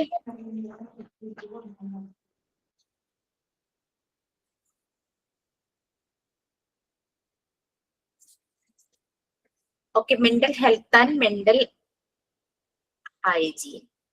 അവിടെ സ്റ്റാർട്ട് ചെയ്യുന്നത് വീണ്ടും mental health is the science that deals with the care and promotion of mental health എന്നാണ് അവിടെ മെന്റൽ ഹൈജീൻ എന്നാക്കുക. മെന്റൽ ഹെൽത്തിനെ ഡീല് ചെയ്യുന്ന സയൻസ് ആണ് മെന്റൽ ഹൈജീൻ. അത് മെന്റൽ ഹെൽത്ത് തന്നെ ആവില്ലല്ലോ. Mental hygiene is the science that deals with the care and promotion of mental health as well as the prevention of mental ഇൽ health. നമ്മളുടെ mental ഹെൽത്തിനെ care ചെയ്യുക, promote ചെയ്യുക, അതിനെ deal ചെയ്യുന്ന ഒരു സയൻസ് ആണ് മെന്റൽ ഹൈജീൻ എന്ന് പറയുന്നത്. ഇത് എടുത്തു തുടങ്ങിയോ? നിങ്ങൾ റീഡ് ചെയ്തോ? വായിച്ചിരുന്നോ? ഇല്ല മാം, വായിച്ചിട്ടില്ല. ഓക്കെ, ആ പാരഗ്രാഫിലൊരു കറക്ഷൻസ് പറഞ്ഞിട്ട് ഞാൻ റീഡ് ചെയ്യാൻ പറയാം. ഇപ്പൊ മെന്റൽ ഹെൽത്ത് എന്ന് തുടങ്ങിയത് ഹൈജീൻ എന്ന് കറക്റ്റ് ചെയ്തല്ലോ. ഇനി 1 2 3 4 5 6 സിക്സ്ത് ലൈൻ സ്റ്റാർട്ട് ചെയ്യുന്നത് 2 ഓതേഴ്സിന്റെ പേര് വെച്ചിട്ടാണ്. കട്ട്സ് ആൻഡ് മോസ്ലി എന്ന് പറഞ്ഞിട്ട്, അത് സിയും എമ്മും ഒക്കെ ക്യാപിറ്റൽ വേണം. Cuts and mostly. Mental is the ability എന്നാ പറഞ്ഞിരിക്കുന്നത്. മെന്റൽ ഹെൽത്ത് എന്നാക്കുക. Mental health is the ability to adjust. ഇനി റീഡ് ചെയ്തോളൂ. അതിനകത്ത് ആ പാരഗ്രാഫിലെ 2 കറക്ഷൻ ഞാനിപ്പം പറഞ്ഞു കഴിഞ്ഞു. ഫസ്റ്റ് വൺ, ആ സെന്റൻസ് സ്റ്റാർട്ട് ചെയ്യുന്ന അവിടെ mental hygiene is the science എന്നാണ്. രണ്ടാമത്തെ കറക്ഷൻ 6ാമത്തെ ലൈനിൽ മെന്റൽ ഈസ് ദ എബിലിറ്റി എന്നാണ്. അത് mental health is the ability എന്നാക്കണം. ഓക്കെ, ഇനി ആ ഒരു പാരഗ്രാഫ് ഒന്ന് റീഡ് ചെയ്യൂ ആരെങ്കിലും. ഞാൻ വായിക്കാം ma'am. Yes please. Mental health and mental hygiene. Mental hygiene is the science that deals with the care and promotion of mental health, as well as the prevention of mental ill health. The aim of mental hygiene is to try to achieve better mental health. Mental health is a process of continuous adjustments to the environment by the individual. Mental hygiene is the means of attaining healthy personal and social adjustment. According to Kutz and Mosley, mental health is the ability to adjust satisfactorily to the various strains of the environment we meet in life, and mental hygiene is the means we take to assure this adjustment. In short, mental hygiene is the means we take to assure this adjustment. In short, mental hygiene and mental health may be differentiated as means and ends. Mental hygiene is a means to make people conscious of mental health. It provides means and measures to attain mental health. So നമ്മളുടെ mental ഹെൽത്തിന്റെ കെയറും പ്രൊമോഷനും deal ചെയ്യുന്ന ഒരു science ആണ് mental hygiene. അതിനൊപ്പം തന്നെ mental ഇൽ ഹെൽത്തിനെ prevent ചെയ്യുന്നു. Mental ഇൽനെസ്സും mental ഇൽ ഹെൽത്ത് അങ്ങനെ പല കാര്യങ്ങളും നമ്മൾ പറഞ്ഞിട്ടുണ്ടായിരുന്നു അല്ലെ. സാധാരണഗതിയിൽ നമുക്ക് എല്ലാവർക്കും ദേഷ്യവും സങ്കടവും തിരിയൊരു അസൂയൊക്കെ തോന്നാറുണ്ടല്ലേ. മറ്റുള്ളവരെ ഉപദ്രവിക്കാത്ത ഒരു ചെറിയ കുട്ടിക്കുശുമ്പൊക്കെ വന്നു വെച്ചാൽ അതൊന്നും പ്രശ്നമൊന്നുമില്ല. പണ്ടൊക്കെ അങ്ങനെ ഉപദ്രവിക്കാത്ത രീതിയിലുള്ള ഒരു കുട്ടിക്കുശുമ്പൊക്കെ മനസ്സിൽ തോന്നിയിരുന്നു കേട്ടോ. പക്ഷെ ഇപ്പൊ അതൊന്നും ഇല്ല. എവിടെ പോയെന്നറിയില്ല. നമ്മള് കുറച്ചുകൂടെ നന്നായതിന്റെ ആയിരിക്കാം, മീൻസ് ഞാൻ ആയിരിക്കാം. ഇങ്ങനെ ചില കാര്യങ്ങൾ കാണുമ്പോൾ, ചില കളർ എന്തെങ്കിലും ഒരു കളറിലൊരു എന്തെങ്കിലും ഒരു ഒബ്ജക്റ്റ് കാണുമ്പോൾ, ഒരു വസ്തുക്കൾ കാണുമ്പോൾ, അല്ലെങ്കിൽ അങ്ങനെയൊക്കെ. കാരണം ഇത് ഞാൻ പറയാൻ കാരണം എന്താന്ന് വെച്ചാല്, ഞാൻ കോളേജിൽ പഠിക്കുന്ന സമയം, കോളേജിലല്ല സ്കൂളിൽ പഠിക്കുന്ന സമയത്തും ഈ നമ്മൾ പഠിക്കുന്ന കാര്യങ്ങൾ വേറൊരാൾക്ക് പറഞ്ഞു കൊടുക്കാൻ ഒരു പ്രത്യേക കഴിവ് കിട്ടിയിട്ടുണ്ട്. ദൈവം സഹായിച്ച് പറഞ്ഞു കൊടുക്കുന്നത് അവർക്ക് മനസ്സിലാകാറുണ്ട്. എന്റെ ക്ലാസ്സില് എന്റെ വളരെ അടുത്തൊരു സുഹൃത്ത്, പെൺകുട്ടിയാണ്, പക്ഷെ ജസ്റ്റ് ആവറേജ് അത്രേ ഉള്ളൂ കേട്ടോ. അപ്പൊ ഇങ്ങനെ എല്ലാ പരീക്ഷയ്ക്കും ഞാൻ അതിന്റെ കാര്യങ്ങളെല്ലാം പറഞ്ഞു കൊടുക്കും. വീട്ടിൽ വന്നിരുന്ന് പഠിക്കും, അങ്ങനെ ഇങ്ങനെയൊക്കെ പക്ഷെ ആൾക്ക് എത്ര സ്ട്രഗിൾ ചെയ്താലും ആളൊരു ലെവലിലേക്ക് പോകില്ല, അത്രയ്ക്കൊരു ഇത് ഉള്ളത്. അപ്പൊ ഞാൻ വളരെ സിമ്പിൾ ആയിട്ട് എല്ലാ കാര്യങ്ങളൊക്കെ പഠിക്കും. അങ്ങനെ 10th നല്ല മാർക്കൊക്കെ ആൾക്ക് കിട്ടി. അത് കഴിഞ്ഞ് ഞാൻ എഞ്ചിനീയറിംഗിന് ചെല്ലുമ്പോഴും അവിടെയും ഇതുപോലെ തന്നെ. അത് പക്ഷെ ആള് മിടുക്കിയാണ്, പക്ഷെ ആള് ഡേ സ്കോളർ ആയിരുന്നു. ഞാൻ ഹോസ്റ്റലിലായിരുന്നു. അപ്പൊ ഹോസ്റ്റലിൽ നേരത്തെ വരും പരീക്ഷയുടെ അന്ന് രാവിലെ. എന്നിട്ട് ഇങ്ങനെ ഭയങ്കര ടെൻഷനിലാ വരുന്നത്. ജിഷ ഞാൻ ആ പോർഷൻ പഠിച്ചില്ല, ഞാൻ ഈ പോർഷൻ പഠിച്ചില്ല എന്നൊക്കെ പറഞ്ഞൊരു. അപ്പൊ ആ ടോപ്പിക്സ് ഒക്കെ പറഞ്ഞു കൊടുക്കും. ആളും നല്ല മാർക്കോട് കൂടി പാസ്സായി. എന്നിട്ട് ബാങ്കില് മാനേജർ ആയിട്ടോ. ഞാൻ എവിടെയും എത്തിയിട്ടൊന്നുമില്ല. ഞാൻ ഇതുപോലെ ക്ലാസ്സസ് ഒക്കെ എടുക്കുന്നു, എന്തെങ്കിലുമൊക്കെ കോഴ്സ് ചെയ്യുന്നു, അത്രയൊക്കെ ആയിട്ടു. റീസെന്റ് അതായത് എന്റെ മറ്റേ സുഹൃത്ത്, സ്കൂൾ കാലഘട്ടത്തിലെ കുട്ടി, ആ കുട്ടിക്ക് എന്തോ PSCയിൽ എന്തോ ഒരു പ്രശ്നം വന്ന്, റാങ്കിന്റെ എന്തോ പ്രോബ്ലം വന്ന് അതിന്റെ പോസ്റ്റിംഗ് സ്കൂളിൽ, ഹയർ സെക്കൻഡറി സ്കൂളിൽ ടീച്ചറായിട്ട്, അത് BEd കഴിഞ്ഞത്, BEd MEd കഴിഞ്ഞിരുന്നു. അപ്പൊ അങ്ങനെ അത് കുറേ ലേറ്റ് ആയിട്ട്, അതായത് ഒരു വർഷമായിട്ടുള്ള ജോലി കിട്ടിയിട്ട്, ഒരു 47 ആയപ്പോഴാണ് ജോലി കിട്ടുന്നത്. ലേറ്റ് ആയിട്ടാണെങ്കിലും അങ്ങനെ ഗവൺമെന്റിൽ ജോലി കിട്ടി. അതിന് മുമ്പ് വേറെ പലതിലും അത് വർക്ക് ചെയ്യുന്നുണ്ടായിരുന്നു പ്രൈവറ്റ് ആയിട്ട്. അപ്പൊ ഇങ്ങനെ ജോലി കിട്ടിയപ്പം കുട്ടി എന്നെ ഫസ്റ്റ് വിളിച്ചു കേട്ടോ. എന്നോട് പറഞ്ഞു, ഞാൻ ഇത്രയും ആകാൻ കാരണം ജിഷയാണെന്ന് പറഞ്ഞു. കാരണം സ്കൂൾ കാലഘട്ടത്തിലാണ് ഞാൻ അതിനെ സപ്പോർട്ട് ചെയ്തിട്ടുള്ളത്. ഡിഗ്രി ടൈമിലൊന്നും, പ്രീ ഡിഗ്രി ടൈമിലൊന്നും ഞങ്ങൾ ഒരുമിച്ചായിരുന്നില്ല. BEd MEd ആയപ്പോഴും ഒരുമിച്ചായിരുന്നില്ല. പക്ഷെ അത് എനിക്ക് കിട്ടിയ ഭയങ്കര ഒരു റിവാർഡായിരുന്നു. കാരണം അത്രയും വർഷങ്ങൾക്ക് ശേഷം ജോബ് കിട്ടിയപ്പോ അപ്പൊ തന്നെ എന്നെ വിളിച്ചിട്ട് പറഞ്ഞ കാര്യം, ഞാൻ ഇവിടെ എത്താൻ കാരണം ജിഷയാണ്. ശരിക്കും ഞാൻ ചിന്തിച്ചിട്ട് പോലുമില്ല അങ്ങനെ ഒരു കാര്യം. അതിനെ സ്കൂൾ കാലഘട്ടത്തിൽ കിട്ടിയ സപ്പോർട്ടാണ് അതിന്റെ മനസ്സിൽ. അതുപോലെ തന്നെയായിരിക്കൂലേ നമുക്കും.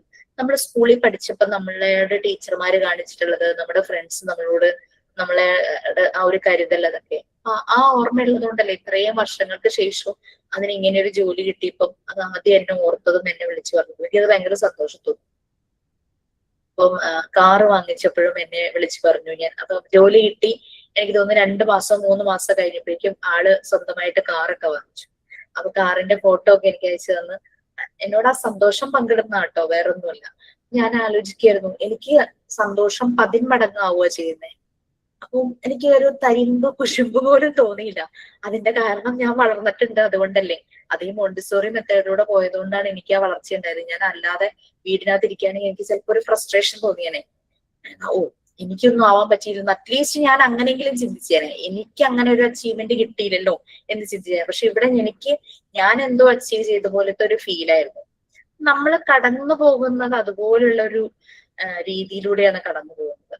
ഒരു കുഞ്ഞിതൊക്കെ തോന്നുന്നോണ്ട് അതൊന്നും തെറ്റൊന്നുമില്ല കേട്ടോ. അത് പക്ഷെ ഒരാളെ ഉപദ്രവിക്കുന്ന രീതിയിൽ നമുക്ക് അയാളോടൊരു പകയോ അസൂയോ തോന്നാതിരിക്കട്ടെ, അത് തന്നെയാണ്. അങ്ങനെയൊന്നും ആർക്കും ഉണ്ടാവില്ല.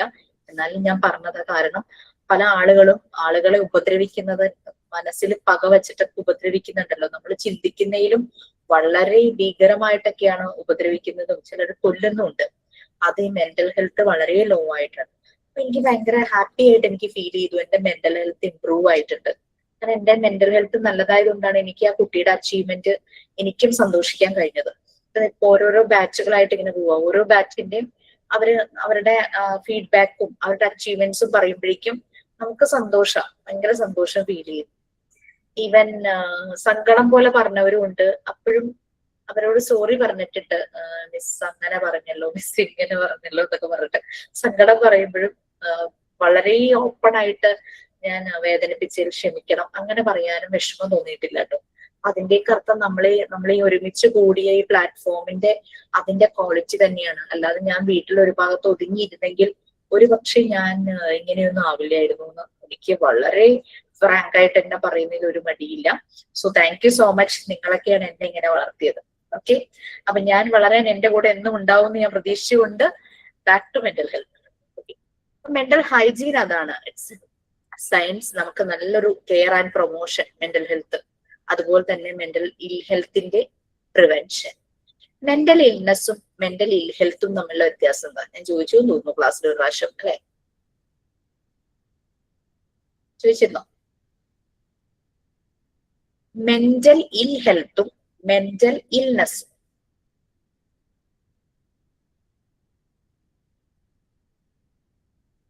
എന്താ ഡിഫറൻസ്? മെന്റൽ ഇൽനെസ് എന്ന് പറഞ്ഞു കഴിഞ്ഞാൽ നമ്മളുടെ ഒരു രോഗാവസ്ഥ. പറഞ്ഞു. മനസ്സിന്റെ ഒരു ഓക്കെ അല്ലാത്ത ഒരു അവസ്ഥയല്ലേ മെന്റൽ ഇൽനെസ് എന്ന് പറഞ്ഞാൽ. മെന്റൽ ഇൽ ഹെൽത്ത് എന്ന് പറഞ്ഞു കഴിഞ്ഞാൽ നമുക്ക് രണ്ടും മെന്റൽ ഇൽനെസ്സും അതുപോലെ ഹെൽത്ത് രണ്ടും കൂടി മിക്സ് ആയിട്ട് ഒരു ഓക്കെ അല്ലാത്തൊരു കണ്ടീഷൻ, അങ്ങനെയാണെന്ന് എനിക്ക് തോന്നുന്നു, അറിയില്ല.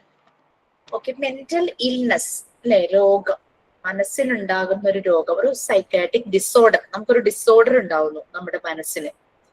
സംടൈംസ് അത് ചില തെറാപ്പിയിലൂടെ നമുക്ക് ശരിയാക്കാൻ പറ്റും, ചിലപ്പോൾ ആരോടെങ്കിലും സംസാരിക്കുമ്പോൾ ശരിയാക്കും. പക്ഷെ അതിന്റെ ഇന്റൻസിറ്റി കൂടി ഇന്റൻസിഫൈ ചെയ്ത് വരുമ്പോൾ, പ്രോഗ്രസീവ് ആകുമ്പോൾ നമ്മൾ ട്രീറ്റ്മെന്റ് എടുക്കേണ്ടതായിട്ട് വരും. മെന്റൽ ഇൽനെസ് അല്ലെ, ട്രീറ്റ്മെന്റ് എടുക്കണം, പല സെഷൻസ് പോകണം, തെറാപ്പികൾ ചെയ്യണം. അപ്പൊ നമ്മൾ ഓക്കെ ആയിട്ട് തിരിച്ചു വരും, നമ്മുടെ മെന്റൽ ഹെൽത്ത് ഓക്കെ ആയിട്ട് നമ്മൾ തിരിച്ചു വരും. പക്ഷെ മെന്റൽ ഇൽ ഹെൽത്ത് പലപ്പോഴും നമ്മുടെ മൈൻഡ് സെറ്റ് അനുസരിച്ച് വരുന്നത്. ദേഷ്യം എന്നൊക്കെ പറയില്ലേ, ഡിപ്രഷൻ മെന്റൽ ഇൽനെസ് അല്ലേ? യെസ്, ഡിപ്രഷൻ മെന്റൽ ഇൽനെസ് തന്നെയാണ്.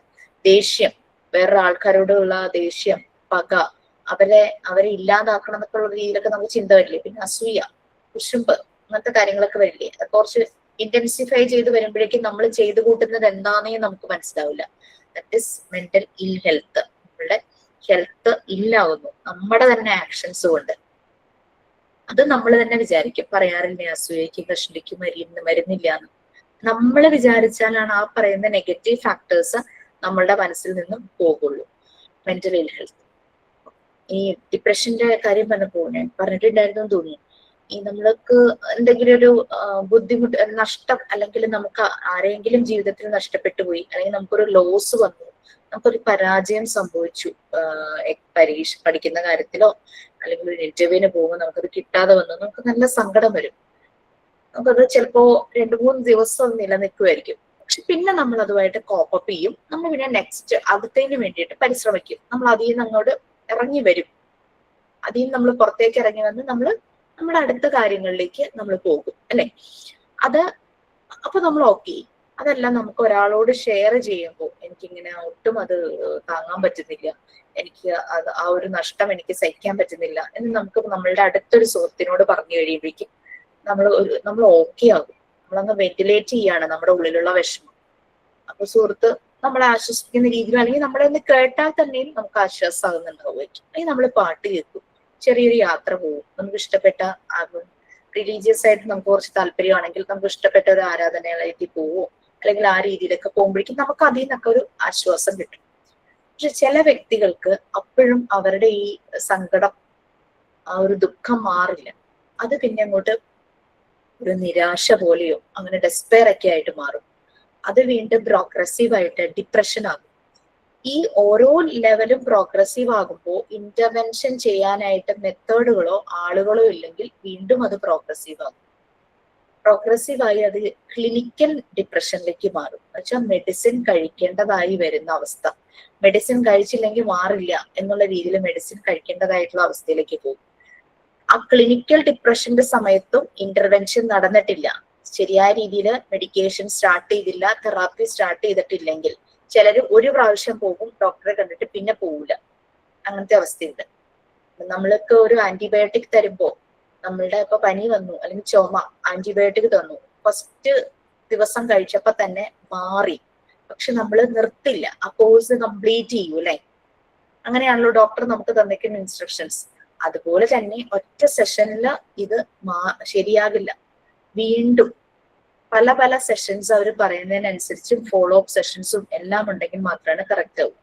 ഈ ക്ലിനിക്കൽ ഡിപ്രഷനിൽ ശരിയായ രീതിയിലുള്ള ഇന്റർവെൻഷൻ നടന്നിട്ടില്ലെങ്കിൽ ഈ വ്യക്തി കടുത്ത നിരാശയിലേക്ക് പോകും. പിന്നെ തോട്ട്സ് ആകും, ഞാൻ എന്തിനാ ജീവിക്കുന്നത്, ഞാൻ ജീവിക്കുന്നതുകൊണ്ട് എന്താണ് അർത്ഥമുള്ളത്, ഞാൻ ഇനി ജീവിക്കേണ്ട ആവശ്യമില്ല എന്ന് പറഞ്ഞ് അവർക്ക് സൂയിസൈഡ് തോട്ട്സ് വരാൻ തുടങ്ങും.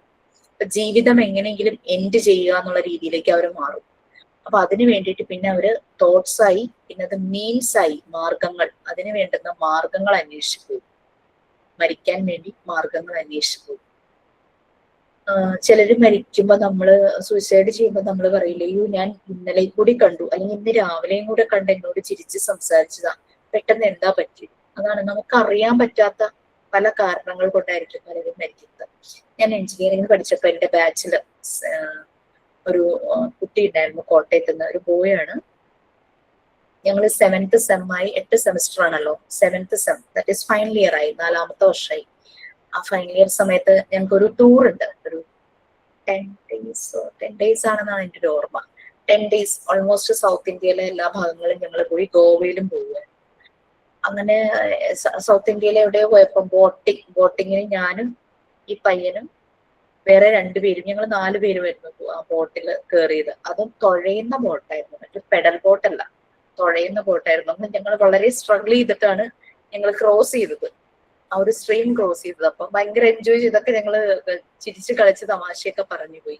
ടൂർ കഴിഞ്ഞ് വന്ന് 1 വീക്ക് കഴിഞ്ഞപ്പോൾ അറിയുന്നത് ഈ പയ്യൻ സൂയിസൈഡ് ചെയ്തു. ഞങ്ങൾക്ക് ഫൈനൽ എക്സാമിന് ഇനി കുറച്ച് ദിവസങ്ങളെ ബാക്കിയുള്ളൂ. അപ്പോഴേക്കും ആള് സൂയിസൈഡ് ചെയ്തത് കോട്ടയത്താണ് വീട്. കോട്ടയം റെയിൽവേ ട്രാക്കിൽ പോയി തല വെക്കുകയാണ് ചെയ്തത്. എറണാകുളത്തുനിന്ന് ട്രെയിൻ പോകുമ്പോ കുമാരനെല്ലൂര് കഴിയുമ്പോ എങ്ങാണ്ടൊരു ടേണിംഗ് ഉണ്ട്, കോട്ടയം സ്റ്റേഷനിലേക്ക് കടക്കുന്ന അവിടെ നല്ലൊരു ടേണിംഗ് ഉണ്ട്. ആ ഭാഗത്തു നിന്നാണ് ബോഡി കിട്ടിയത്. ഞങ്ങളൊക്കെ വീട്ടിൽ പോയിട്ടുണ്ടായിരുന്നു. വളരെ റിച്ച് ഫാമിലി. അച്ഛൻ മനോരമയിലെ ഏതോ ഒരു ഹൈ പൊസിഷനിലെ മാനേജറാണ്. പിന്നെ അമ്മ, പിന്നെ ചേച്ചി ഉള്ളത് മാരേജ് കഴിഞ്ഞ് ഓസ്ട്രേലിയയിൽ സെറ്റിൽഡ് ആണ്. ഫിനാൻഷ്യലി ഒന്നും പ്രോബ്ലം ഇല്ല, പക്ഷെ മേ ബി ആള് അധികം സംസാരിക്കൊന്നുമില്ല, വളരെ ഇങ്ങനെ സൈലന്റ് ഒരു ക്യാരക്ടറാണ്. പക്ഷെ അന്നൊന്നും നമ്മളും പഠിക്കുമല്ലേ, നമ്മൾക്ക് ഇങ്ങനെയുള്ള കാര്യങ്ങളൊന്നും അറിയില്ലല്ലോ. പിന്നെ താമസിക്കുന്ന ഗ്രൂപ്പിനും കാര്യങ്ങളൊന്നും അറിയില്ല. അങ്ങനെ എന്തുകൊണ്ട് മരിച്ചു എന്നുള്ളത് ഇപ്പോഴും ഞങ്ങൾക്ക് മിസ്റ്ററിയാണ്. കാരണം അത്രയും ഒരു സൈലന്റ് ആയ ഒരു കുട്ടി, പക്ഷെ എന്താ ഒരു ഡിപ്രഷൻ എന്ന് നമുക്ക് അറിയില്ലല്ലോ. അത് അങ്ങനെ ആ കുട്ടിയുടെ കാര്യം അത് ഓർക്കും, ഇപ്പോഴും ഞാൻ ഓർക്കും. കോട്ടയത്ത് വഴി ട്രെയിനിന് പോകുമ്പോൾ ആ ഓർമ്മ ഇങ്ങനെ കുറച്ചുകൂടെ ഒന്ന് ശക്താവും. അതുകൊണ്ട് നമുക്ക് അറിയണില്ല എന്താണ് ഇവരിങ്ങനെ ചെയ്യണതെന്നുള്ളത്. നമ്മൾ ഇങ്ങനെ പറയും, അയ്യോ ഇന്നലെയും കൂടെ അല്ലെങ്കിൽ ഇന്നും കൂടെ ഞാൻ കണ്ടു, എന്നോട് സംസാരിച്ചു, എന്നോട് ചിരിച്ചു. നമ്മൾ നമ്മുടെ ചുറ്റുമുള്ളവരെ ഒന്ന് ശ്രദ്ധിക്കുന്നത് നന്നായിരിക്കും. ഡിപ്രഷനിലേക്ക് പോയി കഴിഞ്ഞാൽ ഇവർക്ക് തോട്ട്സ് വന്നു കഴിഞ്ഞാൽ ഇവർ അതിനുള്ള മാർഗം കണ്ടെത്തും. മീൻസ് എങ്ങനെയാണ് ലൈഫ് എൻഡ് ചെയ്യേണ്ടതെന്നുള്ള ഒരു മാർഗം അവർ കണ്ടെത്തും. തോട്ട്സ് മീൻസിലേക്ക് വഴിമാറും, പിന്നെ സൂയിസൈഡ് ആയിരിക്കും ലാസ്റ്റ് വരുന്നത്. അതാണ് ഈ ഡിപ്രഷന്റെ ഒരു പ്രശ്നം വരുന്നത്.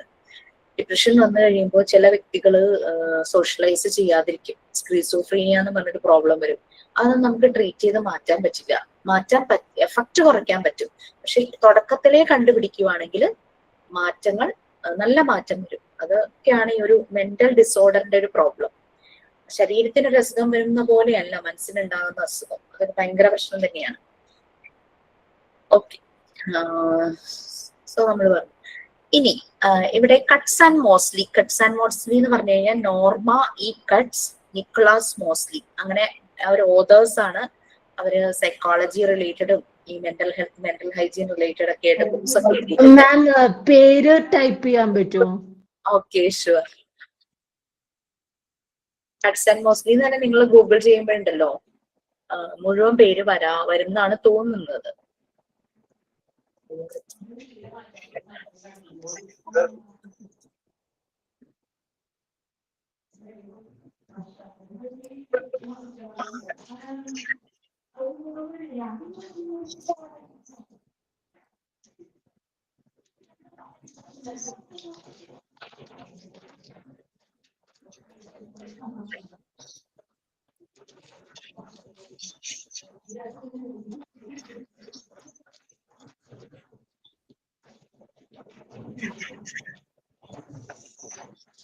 കട്ട്സിന് 2 S ഉണ്ടെന്നാണ് കേട്ടോ എന്റെ ഒരു ഓർമ്മ. ഇവര് ഓതേഴ്സ് ആണ് മെയിൻ ആയിട്ടും. ഇവര് ഇതുപോലുള്ള ഏരിയയിലൊക്കെയാണ് ബുക്സ് എഴുതിയിട്ടുള്ളത്. അപ്പൊ അവര് പറയുന്നത് നമുക്ക് വേരിയസ് സിറ്റുവേഷൻ, നമ്മൾ ജീവിക്കുന്ന സാഹചര്യങ്ങളിൽ ഏതെങ്കിലും രീതിയിലുള്ള അങ്ങനെ ഡിഫറെന്റ് ആയിട്ടുള്ള സിറ്റുവേഷൻസ് എന്തെങ്കിലും വന്നു കഴിഞ്ഞാൽ ആ സിറ്റുവേഷൻസുമായിട്ട് നമുക്ക് കോപ്പപ്പ് ചെയ്യാൻ, പൊരുത്തപ്പെടാൻ പറ്റുന്നതാണ് മെന്റൽ ഹെൽത്ത്. ആ ഒരു എബിലിറ്റിനെയാണ് മെന്റൽ ഹെൽത്ത് എന്ന് പറയുന്നത്. ഇപ്പൊ നമ്മളുടെ വീട്ടില് ആരെങ്കിലും പുറത്തുനിന്ന് ഒരാൾ വന്ന് 2 ദിവസം താമസിച്ചു, നമുക്ക് നമ്മുടെ റൂം ചിലപ്പോ അയാൾക്ക് മാറിക്കൊടുക്കേണ്ട വന്നു, ഒഴിഞ്ഞു കൊടുക്കേണ്ടതായിട്ട് വന്നു. വലിയ താല്പര്യം ഇല്ലെങ്കിലും നമ്മൾ അതുമായിട്ട് അഡ്ജസ്റ്റഡ് ആയി, നമ്മളത് പൊരുത്തപ്പെട്ടു അല്ലെ. നമുക്ക് മാറി ചേഞ്ച് ചെയ്ത് വന്നൊരു സിറ്റുവേഷനാണ്, നമ്മൾ അതുമായിട്ട് അഡ്ജസ്റ്റഡ് ആയി. സോ അങ്ങനെ നമുക്ക് ജീവിക്കുന്ന ചുറ്റുപാടിൽ വരുന്ന സാഹചര്യങ്ങളുമായിട്ട് അത് സ്ട്രെസ്സും സ്ട്രെയിനും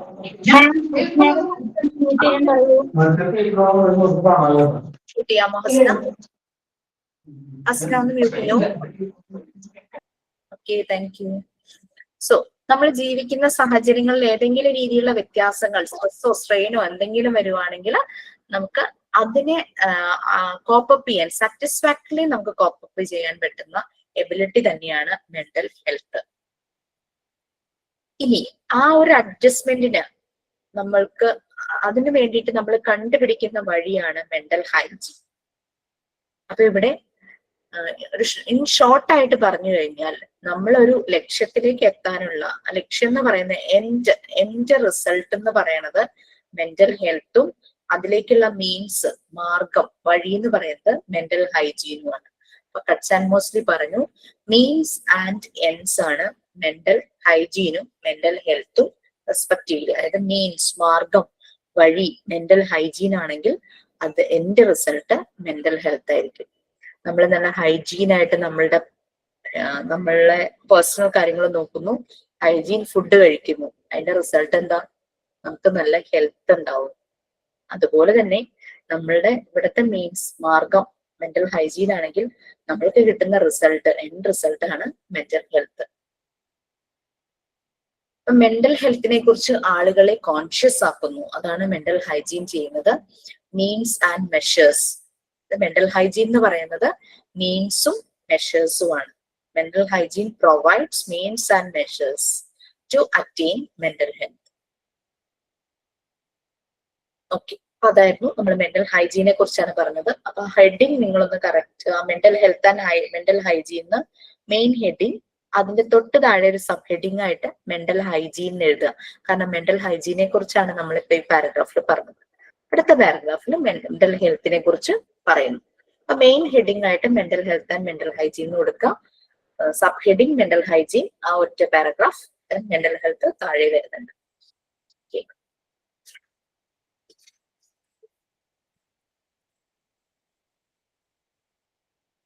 ഓക്കെ, മെന്റൽ ഹെൽത്തിൽ താഴെ വരുന്ന ആ ഒരു പാരഗ്രാഫ്, ആ ഒരു ചെറിയ പാരഗ്രാഫ് ആരെങ്കിലും റീഡ് ചെയ്യൂ.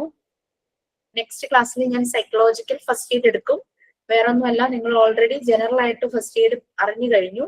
ശരീരത്തിൽ മുറിവോ പൊള്ളലോ ഏതെങ്കിലും രീതിയിലുള്ള ബുദ്ധിമുട്ടുകൾ നമ്മൾക്ക് ഏതെങ്കിലും സിറ്റുവേഷനിൽ ഇപ്പൊ വെള്ളത്തിൽ മുങ്ങിപ്പോവോ അങ്ങനെ എന്തെങ്കിലും കാരണങ്ങളൊക്കെ ഉണ്ടാവുമ്പോൾ നമ്മൾ അതിനെടുക്കുന്ന ഒരു ഫസ്റ്റ് എയ്ഡ് എന്ന് പറഞ്ഞാൽ പെട്ടെന്ന് ആ ഒരു പ്രോംപ്റ്റ് ആയിട്ട് നമ്മൾ കൊടുക്കുന്ന ഒരു മെഡിക്കേഷന് അതൊരു റെമഡി അല്ല.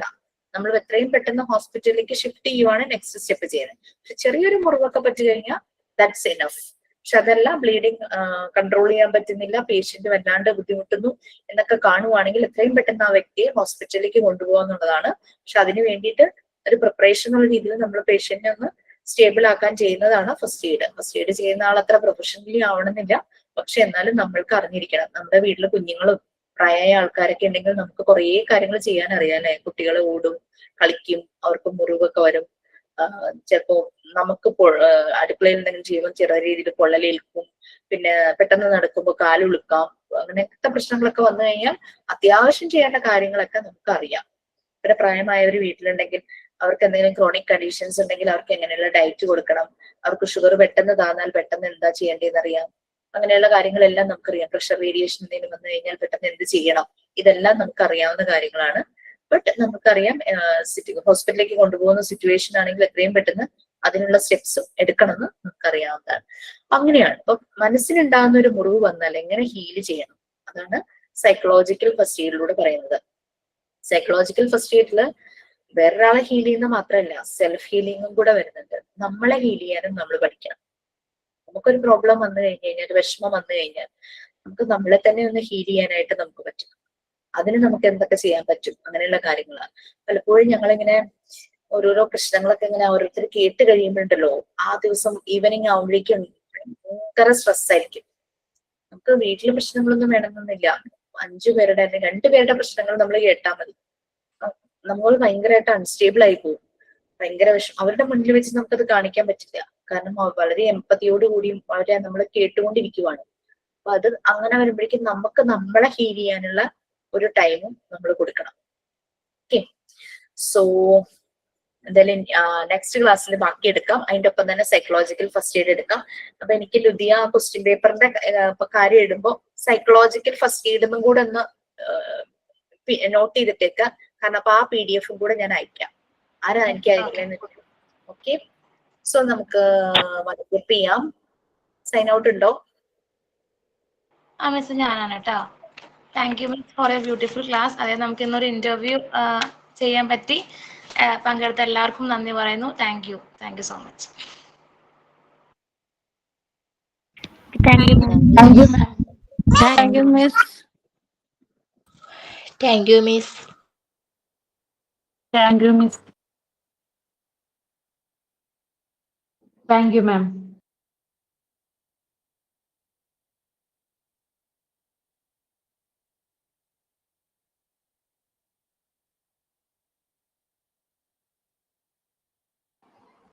ഓക്കെ ജയശ്രീ, ഇന്ന് ക്ലാസ് ഇല്ലേ ജയശ്രീ? നോക്ക്. ഓക്കെ ഓക്കെ,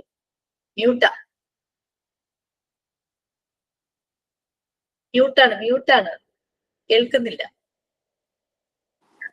ഇന്ന് ആനിവേഴ്സറി കാരണം ആനിവേഴ്സറി ആയിരുന്നു കഴിഞ്ഞ ദിവസം ചേട്ടന്മാരുടെ. അപ്പൊ അതുകൊണ്ട് ഇന്ന് ഇല്ല ക്ലാസ്. അതുകൊണ്ട് ഇവിടെ ഇടയ്ക്കിടയ്ക്ക് മേളമാണ് മിസ്. ഇങ്ങനെ ഓട്ടമാണ് ബാത്റൂമിലും കുളിക്കാനും ഒക്കെ കളിയിലാണ്. അപ്പൊ അതാണ് ഞാൻ വീഡിയോ ഓഫ് ചെയ്തിട്ട് മിസ്. ഓക്കെ ഓക്കെ, ഇൻഫന്റ് ജീസസിലാണോ? ഇൻഫന്റ് ജീസസിലാണ് മിസ്. LKG-യിലാണ്. അടുത്ത വീട്ടിലെ 2 കുട്ടികൾ അവിടെയാണേ. അപ്പൊ അവിടെയാണ് അവരും അവധിയായിട്ട് പോയിട്ടില്ല.